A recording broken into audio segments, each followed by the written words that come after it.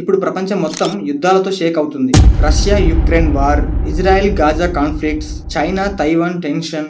ఇలాంటి సిచ్యువేషన్ లో ఇండియా ఏ దేశం వైపు కూడా స్టాండ్ తీసుకొని స్ట్రాంగ్ గా స్టేట్మెంట్స్ పాస్ చేయలేదు. సో క్వశ్చన్ క్లియర్, ఇండియా ఎందుకు సైలెంట్ గా ఉంది? సోషల్ మీడియాలో చాలా కామెంట్స్ చూస్తున్నాం. ఇండియా వీకా?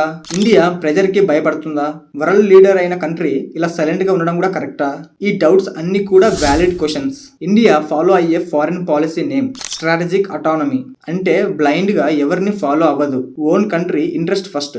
ఇండియా అంటుంది నా డెసిషన్స్ నా బెనిఫిట్స్ బట్టి ఉంటుంది. First reason energy security. ఇండియాకి 80% ఆఫ్ ఆయిల్ వేరే దేశాల నుంచి ఇంపోర్ట్ చేసుకుంటున్నాం. మిడిల్ ఈస్ట్ మన మీద అప్సెట్ అయితే పెట్రోల్ ధరలు ఆకాశాన్ని అంటుతాయి. Second reason defence dependency. India weapons చాలా వరకు రష్యా నుండి వస్తాయి. ఇమీడియట్ గా రష్యాకు అగెనెస్ట్ గా వెళ్లడం risk. Third reason Indian citizens in abroad. Middle east countries లో లక్షల మంది ఇండియన్స్ వర్క్ చేస్తున్నారు. వార్ సైడ్ మనం స్టాండ్ తీసుకుంటే వాళ్ళందరికీ డేంజర్. ఇండియాకి biggest long term threat China. Borders, economy, global influence.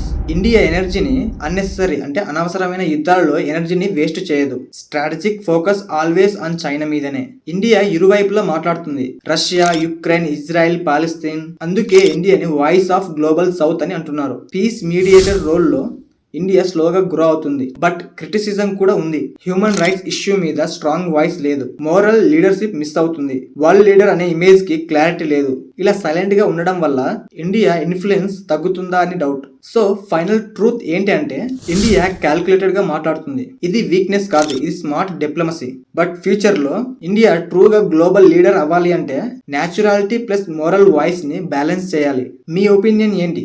India smart game ఆడుతుందా లేదా ఇండియా స్ట్రాంగ్ గా స్టాండ్ తీసుకోవాలా? కామెంట్స్ లో చెప్పండి. Subscribe for more geopolitical updates. Thank you.